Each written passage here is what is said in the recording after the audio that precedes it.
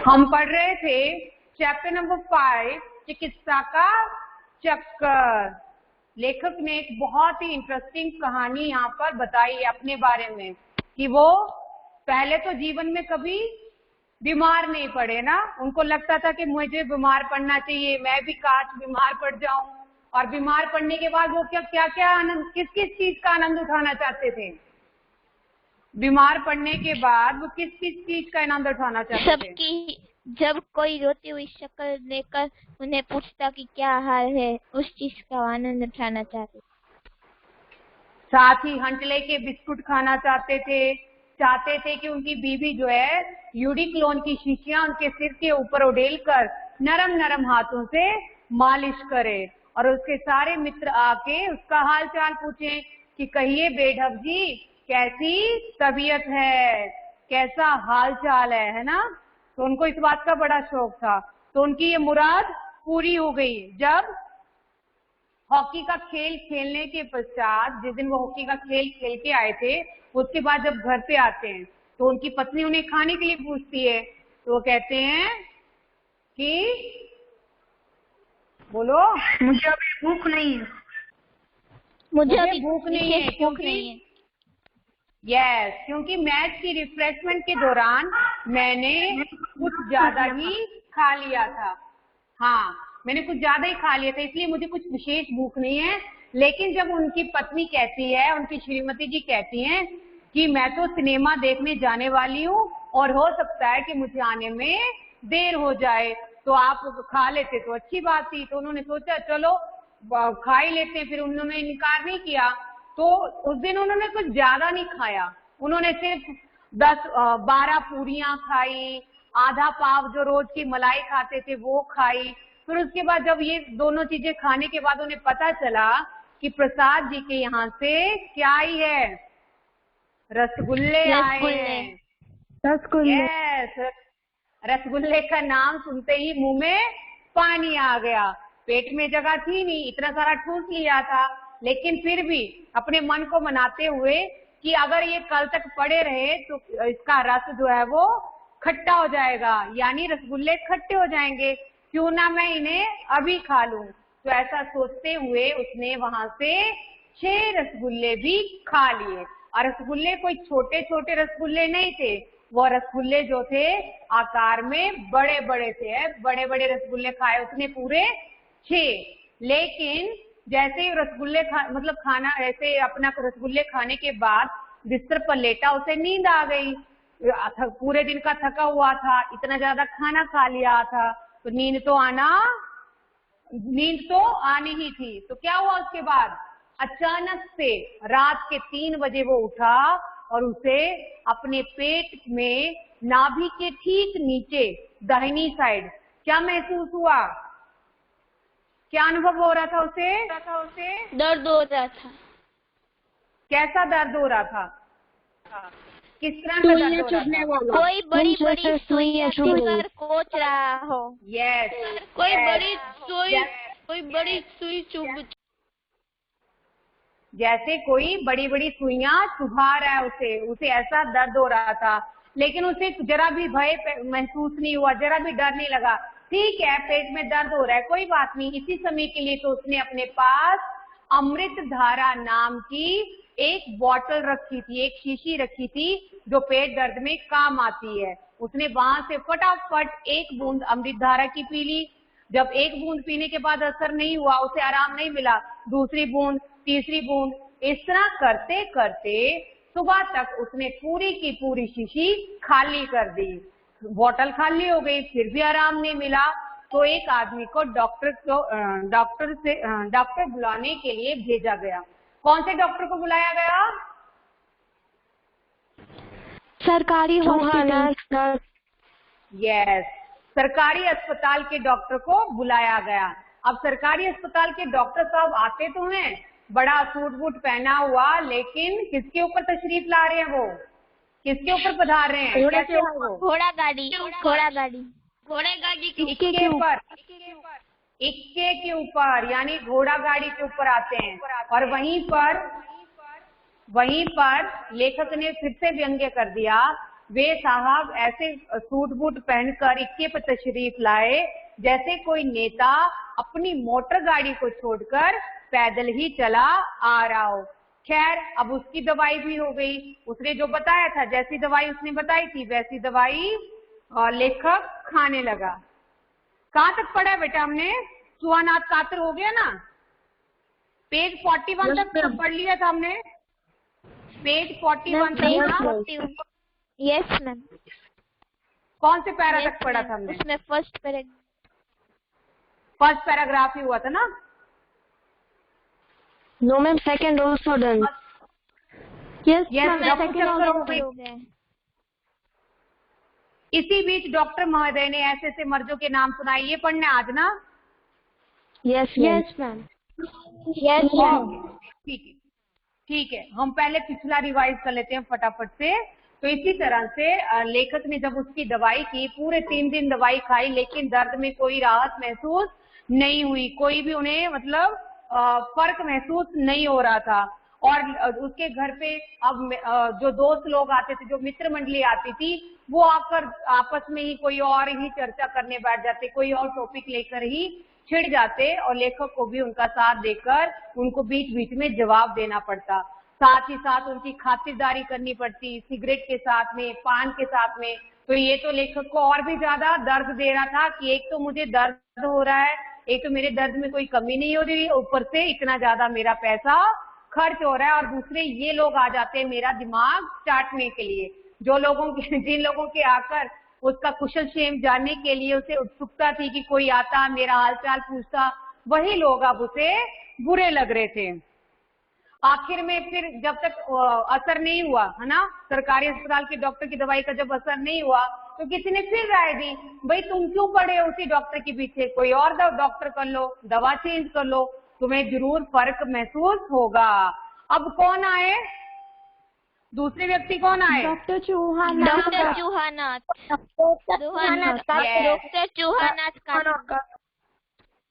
Yes, दूसरे doctor का नाम था डॉक्टर चूहानाथ कातर जी।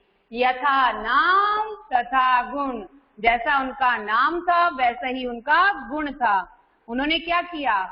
कहा कि फटाफट से गर्म पानी कर लो, पर्ची पर दवाई लिखी और दवाई मंगवा ली और इंजेक्शन लगाकर चल दिए। लेकिन इंजेक्शन लगाने के बाद, उन्होंने जो इंजेक्शन दिया था उसके बाद लेखक को नींद आ गई, और कब तक वो सोया रहा इसका लेखक को जरा भी अनुमान नहीं था।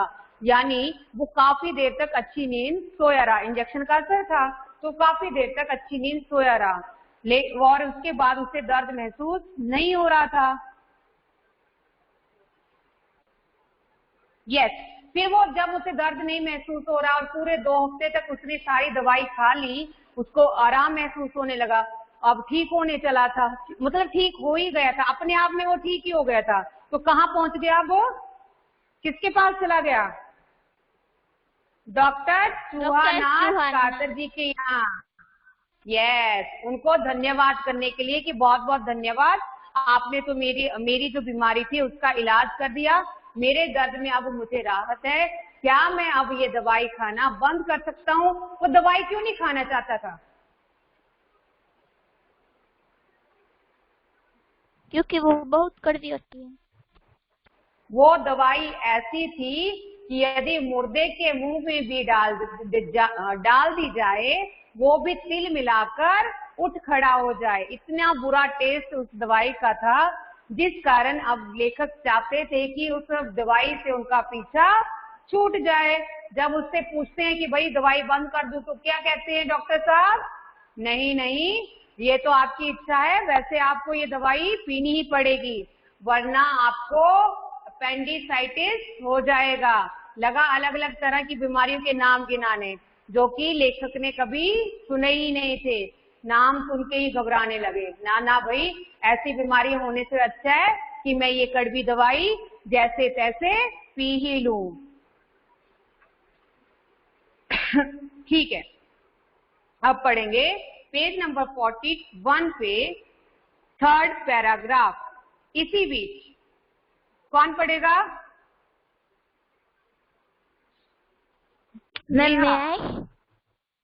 नेहा।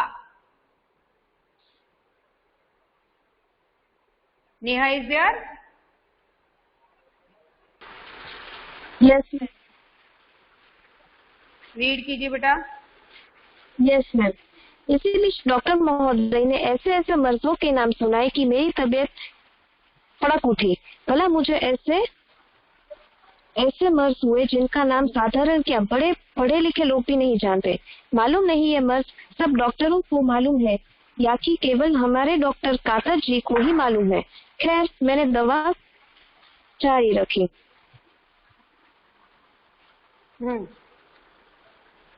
ओके, मर्ज यानी मर्ज क्या होगा ये?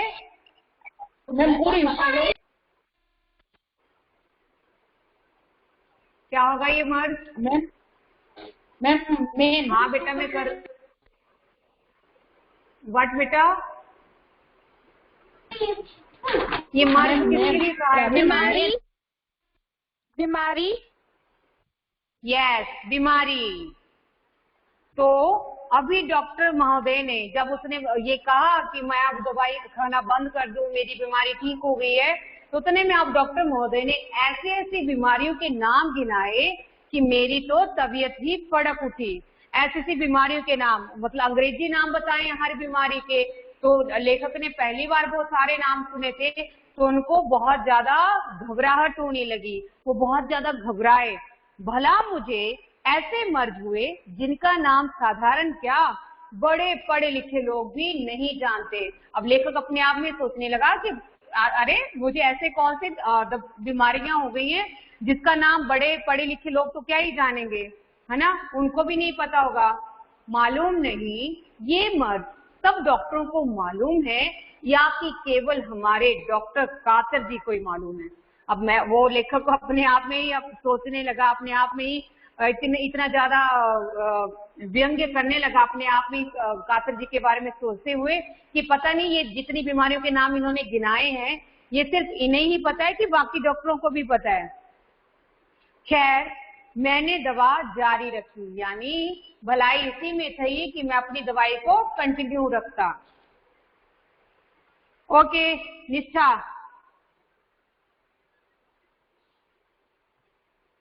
Yes ma'am.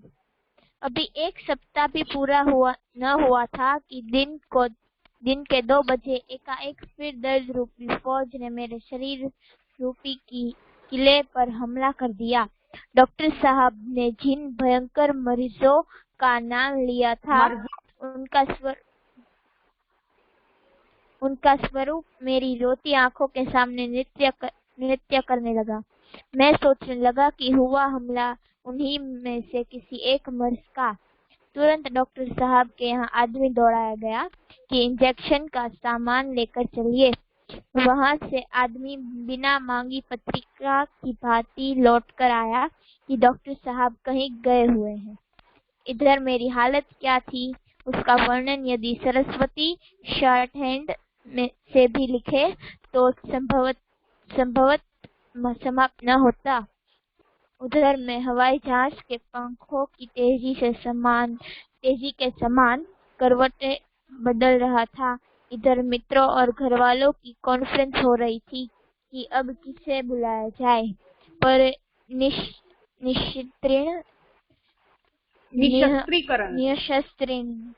निशस्त्रीकरण सम्मेलन की भांति कोई भी न तो किसी की बात मानता था और न ही कोई निश्चय ही हो पाता था। मालूम नहीं लोगों।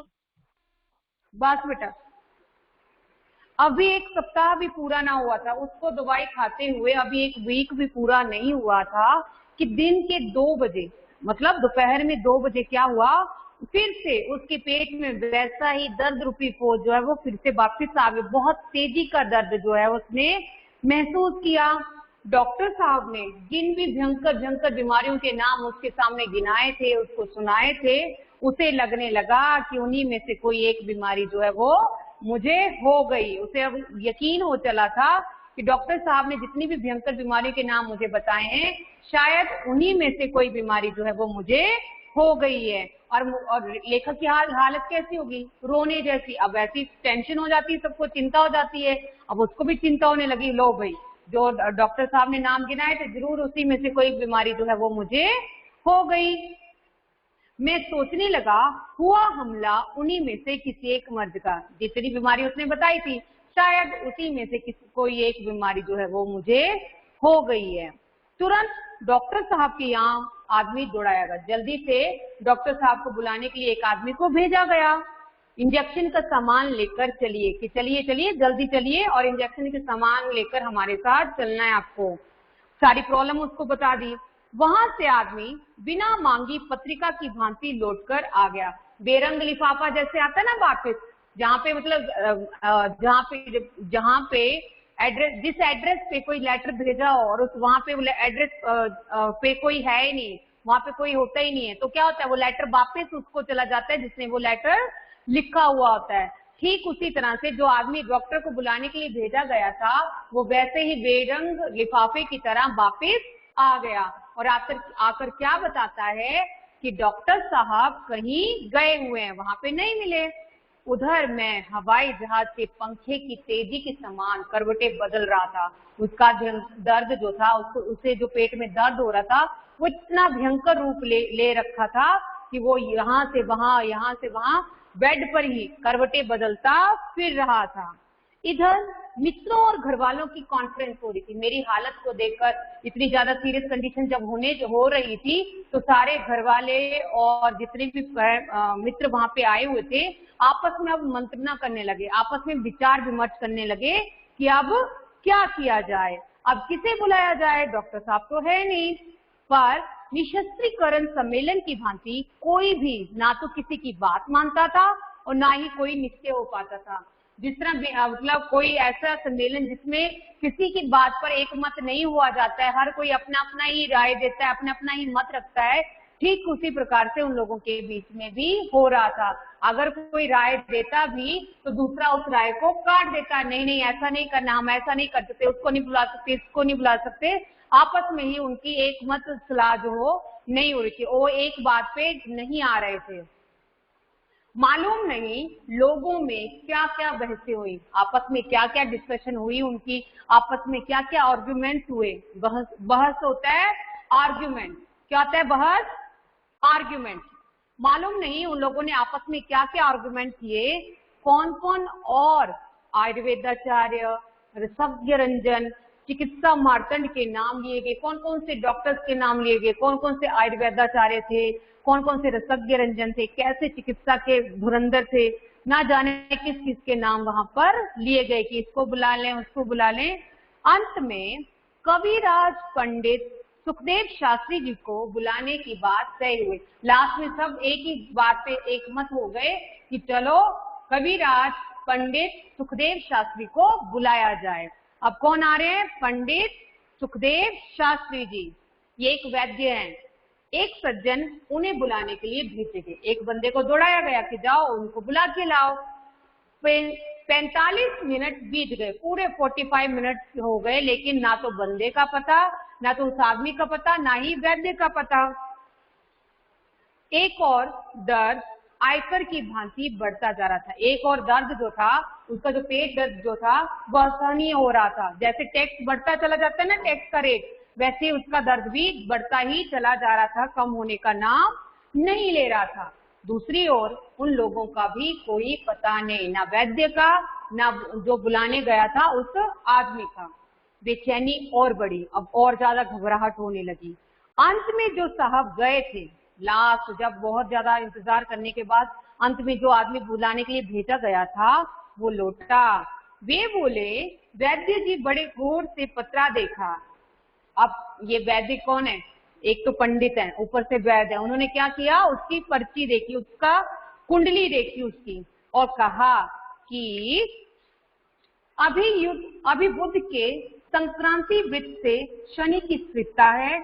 31 पल 9 विपल में शनि बाहर हो जाएगा और 1.5 घड़ी एकादशी का योग है। इसके समाप्त होने पर मैं चलूंगा। सुनकर मेरा कलेजा कबाब हो गया, मगर वे कह आए थे, अतएव बुलाना भी आवश्यक था।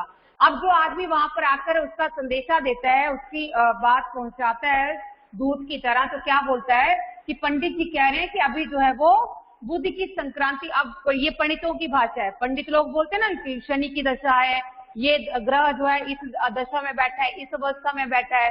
ठीक ही वो पंडित जी अब क्या कहते हैं कि बुध के संक्रांति वृत्त से शनि की स्थिरता है, 31 फल 9 विफल में शनि बाहर हो जाएगा। पूरा समय बता रहा है कि कितने टाइम में क्या होगा। ये हमारे इसकी भाषा है, ये संस्कृत की भाषा है ये। और 1.5 घड़ी एकादशी का योग है, इसके समाप्त होते ही मैं चला आऊंगा, इससे पहले मैं आने वाला नहीं हूँ। पूरा समय बता दिया, लेकिन बताया अपनी पंडित वाली भाषा में। सुनकर मेरा कलेजा कबाब हो गया। ऐसी लैंग्वेज सुनी उस आदमी के मुंह से तो उसको सुनकर लेखक को और गुस्सा आने लगा। वो उसका पूरी तरह से वो जल भुन गया, उसे बहुत अधिक क्रोध आ रहा था। ये क्या बोल रहा है, ये आदमी क्या बोल रहा है, वो उस वैद्य ने क्या कहलवा कर भेजा है, उसे बिल्कुल भी समझ में नहीं आ रहा था। खैर, अब बुलाने के लिए वो बोल के आया था तो उसका इंतजार करना भी बनता था। अब कोई और चारा तो उनके पास नहीं था, कोई और उपाय तो उनके पास नहीं था, इसलिए उस वैद्य का अब इंतजार होने लगा। यस बेटा। Ma'am, your video is blur. Ma'am, your video is blur. Ma'am, your video is blur. Yes, yes बेटा, yes. Jaimin, next is your turn. Okay, read करेंगे आप।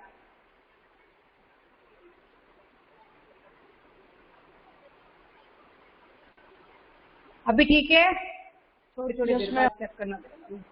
Yes, हाँ। ma'am. Jaimin, Yes, ma'am. Read कीजिए तो बेटा, रीड कीजिए आगे। Yes, ma'am. मालूम नहीं लोग में क्या क्या बेहसे हुए कोई Jaimin, good morning. Good morning. कहाँ थे आप? ध्यान नहीं आज क्लास में? जैमिन, आज क्लास में ध्यान नहीं है? मैम लास्ट क्या हुआ? निशा ने पढ़ा था, 1 सप्ताह भी पूरा नहीं हुआ था, बाद में किसने रीड किया है? बाद में तो मैंने रीड किया है, मैंने रीड किया, मैंने एक्सप्लेन किया, आपने नहीं ध्यान दिया।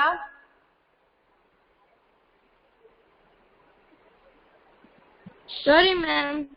नहीं दिया, इट्स ओके, पर पकड़े गए ना आप। आपका ध्यान नहीं है क्लास में, दिस इज नॉट डन। आपका ध्यान क्लास में होना चाहिए। कौन पढ़ेगा? मैम मैं आई। Who will read? Ma'am Sarfaraz. Sarfaraz.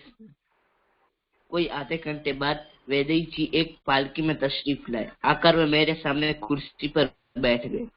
वे धोती पहने हुए थे और कंधे पर एक सफेद दुपट्टा डाला हुआ था। उनके अतिरिक्त उनके शरीर पर सूत के नाम पर केवल जनेऊ था, जिसका रंग देखकर यह शंका होती थी कि वे कविराज जी कुश्ती लड़कर आ रहे हैं।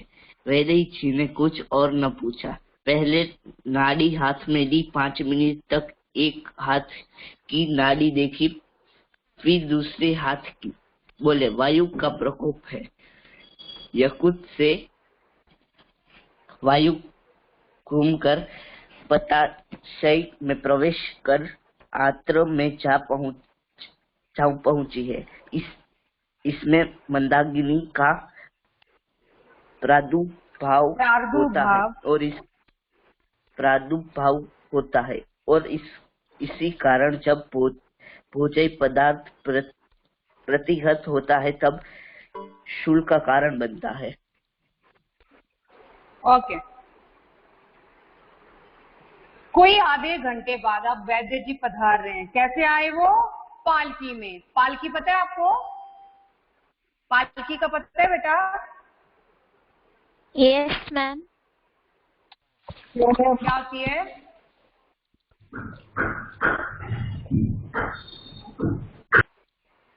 पता है क्या होती है? हाँ,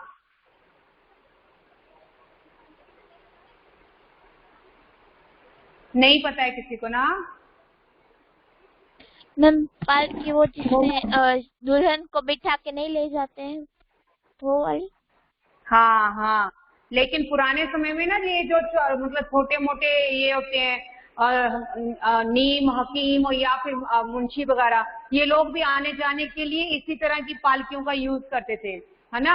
वो वही होती है, दो आदमी आगे से पकड़ते हैं, 2 आदमी पीछे से, और बीच में बैठने के लिए जगह और ऊपर से पूरा कवर हुआ होता है, उसी को कहते हैं पालकी। तो ये वैद्य जी अब पालकी से पधार रहे थे। आकर वे मेरे सामने कुर्सी पर बैठ गए, आए और आकर लेखक के ठीक सामने बैठ गए। वे धोती पहने हुए थे। अब उसका पहरावा बता रहे हैं। वैद्य ने क्या पहनी थी? धोती। कंधे पर एक सफेद दुपट्टा डाला था और अपने शोल्डर्स के ऊपर उसने एक सफेद दुपट्टा डाला होता, यानी सफेद रंग का कपड़ा रखा होता, जिसको हम गमछा भी बोल सकते हैं ना। तो उसने वो डाला था और शरीर पर सूत के नाम पर और कुछ भी नहीं था, सिर्फ एक जनेऊ था। जनेऊ तो आप सबको ही पता है जनेऊ क्या होता है, वैसे नहीं पता हो तो बता दूं, ये जो डोरी है इसको जनेऊ कहा जाता है।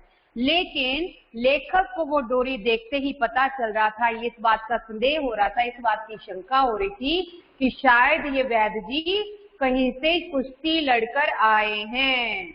इसका क्या मतलब हुआ? उनको क्यों ऐसा लगा कि वो कुश्ती लड़कर आ रहे हैं कहीं से?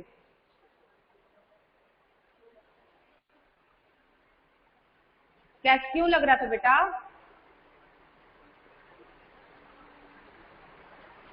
क्योंकि जो कुश्ती लड़कर आते हैं, क्योंकि जो कुश्ती लड़कर आते हैं ना, वो ऐसा ही पहनावा रखते हैं।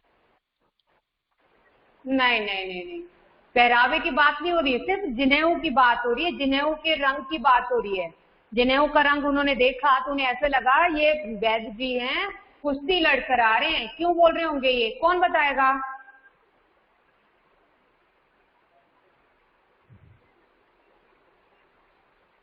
सोचो सोचो जरा, कुश्ती लड़ने के बाद कैसी हालत हो जाती है हमारे कपड़ों की? पूरे धूल वाले हो मिट्टी से सन जाते हैं, मिट्टी से सन जाते हैं, सारे मैले कुचैले हो जाते हैं ना, पूरी तरह से गंदे हो जाते हैं।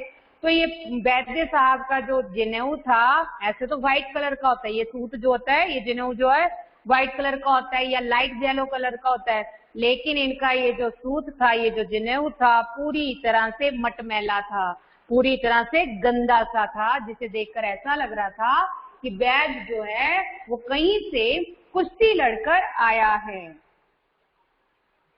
कभी वैद्य जी ने कुछ और ना पूछा, वैद्य जी ने कुछ नहीं पूछा, क्या हाल चाल है, क्या तकलीफ है, कहाँ दर्द हो रही है, कब हो रही है, कैसे हो रही है, किसी बात के बारे में कुछ नहीं पूछा। सीधे उसके हाथ की नाड़ी जो है वो अपने हाथ में ले ली। नाड़ी क्या होती है पता है? ये नब्ज होती है, नब्ज को कहा जाता है नाड़ी।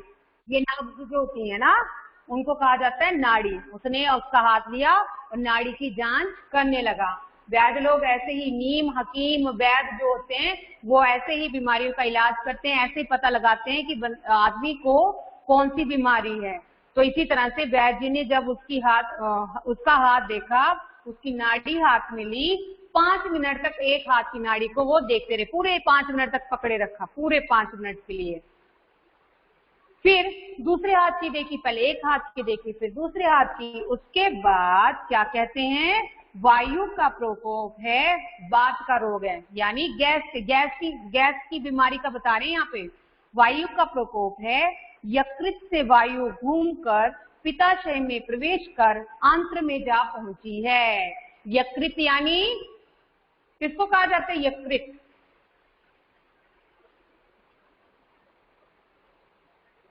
पता है? लीवर, ठीक है।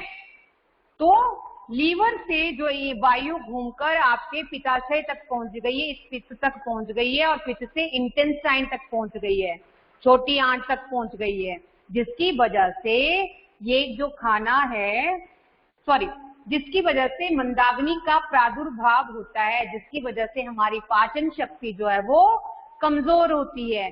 पाचन शक्ति पर प्रभाव जो पड़ता है इसी कारण से पड़ता है। इसी कारण जब भोज्य पदार्थ प्रतिहत होता है तब शूल का कारण बनता है।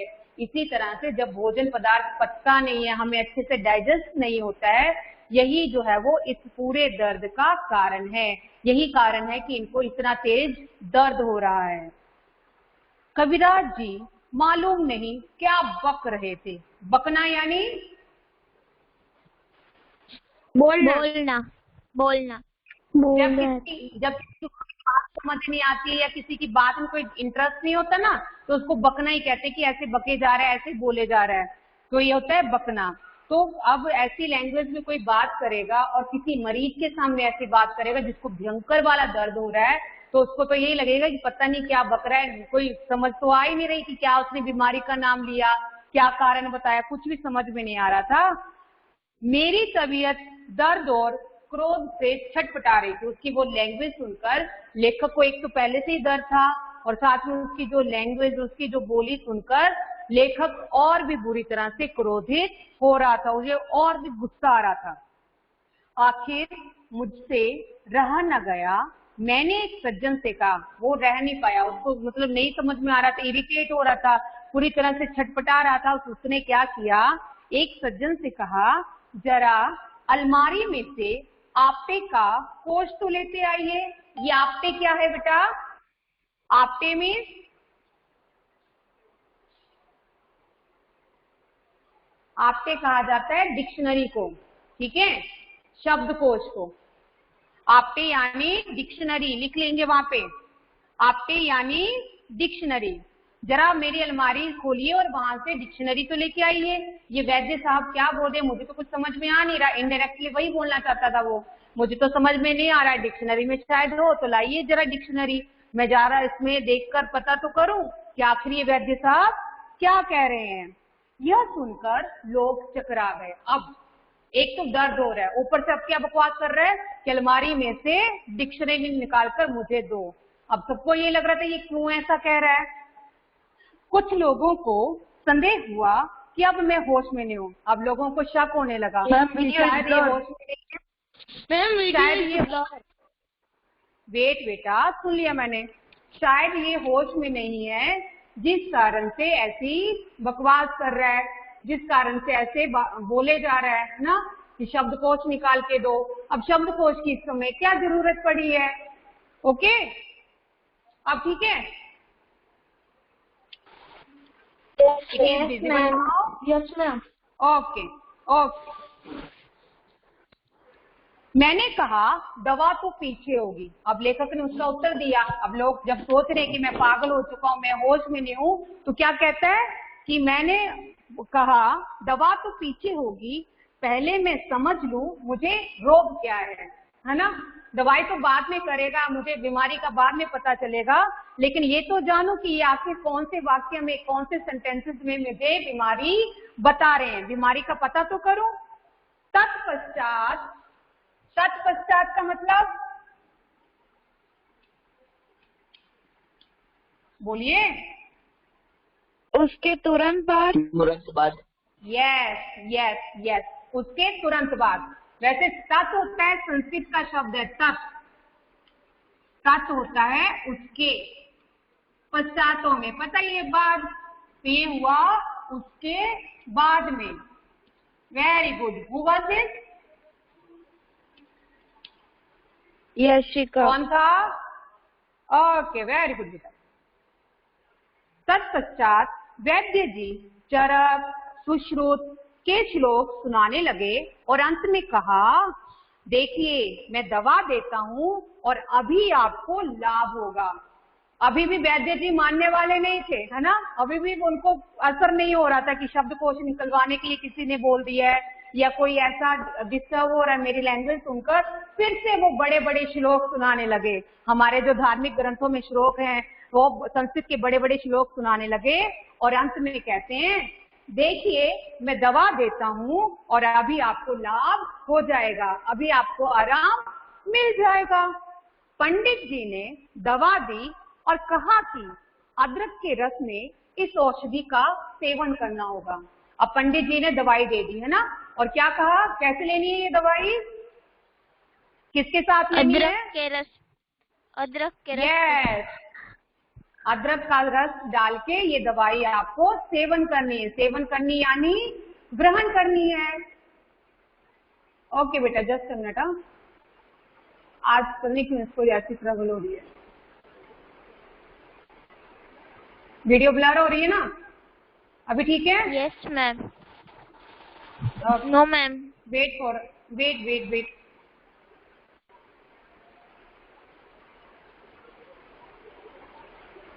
नाउ इट इज ओके ना? Yes ma'am. Yes ma'am. Okay. हाँ, खैर साहब की फीस दी गई। अब आए हैं वैद्य साहब, तो उनकी फीस तो देना बनती थी।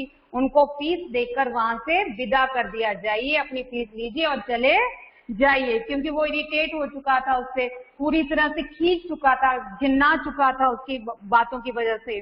किसी प्रकार वैद्य जी से पिंड छूटा। ये पिंड का मतलब क्या होता है? पीछा छूटा। अरे वेरी गुड, यस, पीछा छूटना। ठीक है, किसी तरह से उससे जान बच गई। भाई उतने भारी भरकम वो शब्द लेके बैठा हुआ है, लगा अपने श्लोक पढ़ने और सुनाने, तो उससे तो मजा हो गया। अब तो चला जाए तो अच्छी बात है। पिंड छूट गया, उससे जान छूट गई। 2 दिन की दवा की गई, पूरे 2 दिन वो दवाई खिलाई गई, जैसे उसने बताया था ठीक वैसे ही अदरक के रस में मिला के। कभी कभी तो दर्द कम अवश्य हो जाता था। ये दवाई करने के बाद क्या हुआ, उसे लगता था कि कभी कभी जो दर्द है वो थोड़ा कम हो रहा है, पर पूरा दर्द ना गया। लेकिन जो दर्द था पूरी तरह से गायब नहीं हुआ। वह सीआईडी की तरह पीछा ही ना छोड़ता था। देखो, व्यंग्य पे व्यंग्य है पूरे लेख में। लेखक ने बहुत सी जगह पे व्यंग्य किया है। अब इस बीमारी का भी उसने एक और व्यंग्य, इस बीमारी पे भी उसने फिर से व्यंग्य कर दिया कि ये बीमारी तो मेरा पीछा ऐसे कर रही थी जैसे कोई सीआईडी किसी आरोपी का करती है। सीआईडी वाले पीछे पड़ जाए तो कभी छोड़ते हैं क्या? सीआईडी जब पीछे पड़ जाती है छोड़ती है क्या? No ma'am. कभी आपको छोड़ती है। जब तक आरोपी का आरोप सिद्ध ना हो जाए, जब तक उसको सजा ना मिल जाए, वो साथी के पीछे ही पड़ी रहेगी जिसके ऊपर उसे शक हो जाता है। ठीक उसी तरह से ये दर्द जो था, ये जो पेट का दर्द था, उसका पीछा नहीं छोड़ रहा था। उसे वैसे ही उसके पीछे ऐसे ही पड़ा था जैसे कोई सीआईडी किसी मुजरिम के पीछे पड़ती है, किसी आरोपी के पीछे पड़ती है। ओके, समझ में आया आज का चैप्टर? Yes ma'am. ओके, मजेदार चैप्टर है ना ये? यस काफी मैम। मजे की बातें आई, इतने सारा मजाक हंसी यस मैम। अलग अलग तरह की। हाँ, मजा आया। चलो, okay, that's all for today. Bye bye everyone, take care, have a nice day.